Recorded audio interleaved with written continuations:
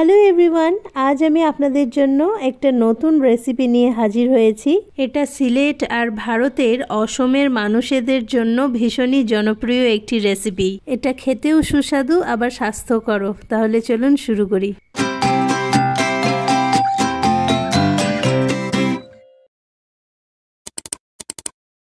এই যে এগুলো দেখুন, এগুলো হলো ফরাস গুটি, মানে ফরাসের বীজ। এগুলো আসামের মানুষেরা অনেক বেশি পছন্দ করে থাকেন। এই বীজগুলো অ্যাকচুয়ালি রাজমা ডালের মতো দেখতে। তো এই যে গুটি মানে বীজগুলো দেখছেন, এগুলো ওভারনাইট সোক করে রাখা ছিল জলের মধ্যে। তারপর এই গুটির খোসাগুলো ছাড়িয়ে এইভাবে পরিষ্কার করে নেওয়া হয়েছে। পুরাতন কড়াইয়ে ভালো মাছ ভাজা হয়, এই জন্য একটা কড়াইয়ে তেল গরম করে এখানে আমি মাছগুলোকে ভাজা করে নিচ্ছি। আর এই রেসিপির জন্য আমি রুই মাছ নিয়েছি। তো মাছগুলোকে আগে থেকেই আমি লবণ আর হলুদ দিয়ে ভালো করে মেখে রেখেছিলাম। তো এখন এই মাছগুলোকে ভালো করে ডিপ ফ্রাই করে নিচ্ছি। এবার ওই সেম কড়াইয়ে আমি আবারও একটু সর্ষের তেল গরম করে নিয়েছি। এখন দিয়ে দিচ্ছি একটা পেঁয়াজের পেস্ট। এখানে আমি পেস্টটা তৈরি করেছি পেঁয়াজ, রসুন আর কাঁচা পাকা লঙ্কা দিয়ে। তারপর মিক্সার জারে অল্প একটু জল দিয়ে জারটা ভালো করে ধুয়ে জলটা দিয়ে দিলাম। এবার প্রথমেই আমি দিয়ে দিচ্ছি 2 চা চামচ লবণ। পেঁয়াজের পেস্টটা এখন নাড়াচাড়া করে ভালো করে কষিয়ে নিতে হবে।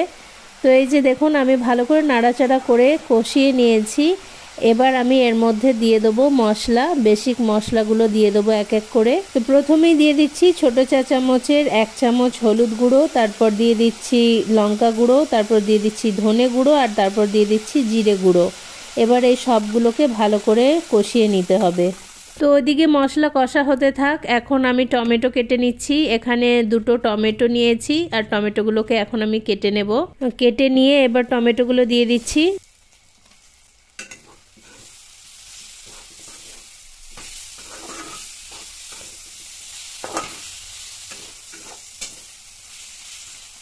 এখন অল্প একটু জল দিয়ে নাড়াচাড়া করে টমেটোগুলোকে কষিয়ে নেব। টমেটো কষিয়ে নিয়েছি, এবার দিয়ে দেব ফরাস গুটি। এই ফরাসের গুটি ডাল দিয়েও রান্না করা যায়। ডাল দিয়ে রান্না করলেও কিন্তু খুব ভালো স্বাদ হয়, আর মাছ দিয়ে তো বেশিই ভালো লাগে। তো সবগুলো গুটি দিয়ে এখন আমি নাড়াচাড়া করে ভালোভাবে মিশিয়ে নেব, আর 5 মিনিটের জন্য খুব ভালো করে কষাতে থাকবো।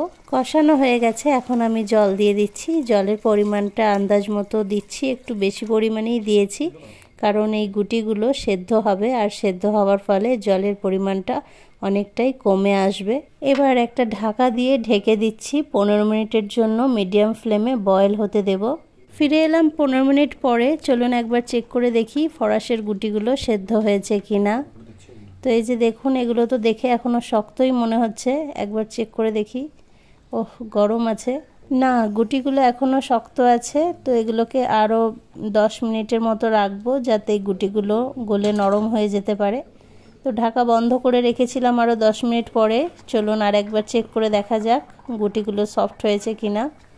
তো এই যে দেখুন, ফরাস গুটিগুলো এখন নরম হয়ে গেছে। দেখে বোঝাই যাচ্ছে যে নরম হয়ে এসেছে।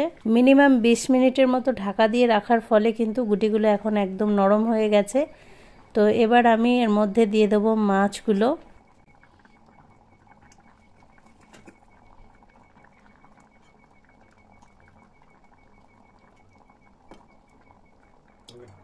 মাছ দেওয়ার 2 মিনিট পর এবার আমি দিয়ে দিচ্ছি বেশ কিছুটা ধনেপাতা কুচি। আমার কাছে কাঁচা লঙ্কা শেষ হয়ে গেছে, এই জন্য দিতে পারলাম না। আপনাদের কাছে থাকলে অবশ্যই কাঁচা লঙ্কা দেবেন। অবশেষে আমি একটা ঢাকা দিয়ে দিচ্ছি। রান্নাটাকে 5 মিনিট সেট হতে দেবো। গ্যাসের ফ্লেমটা বন্ধ করে তারপর আপনাদেরকে সার্ভ করে দেখাচ্ছি। তো এই যে দেখুন, ফরাসের গুটি দিয়ে মজাদার এই রেসিপি তৈরি হয়ে গেছে। ভিডিওটি ভালো লেগে থাকলে প্লিজ লাইক করবেন, শেয়ার করবেন, আর চ্যানেলটিকে সাবস্ক্রাইব করে নতুন বন্ধু হয়ে পাশে থাকবেন। Thank you for watching.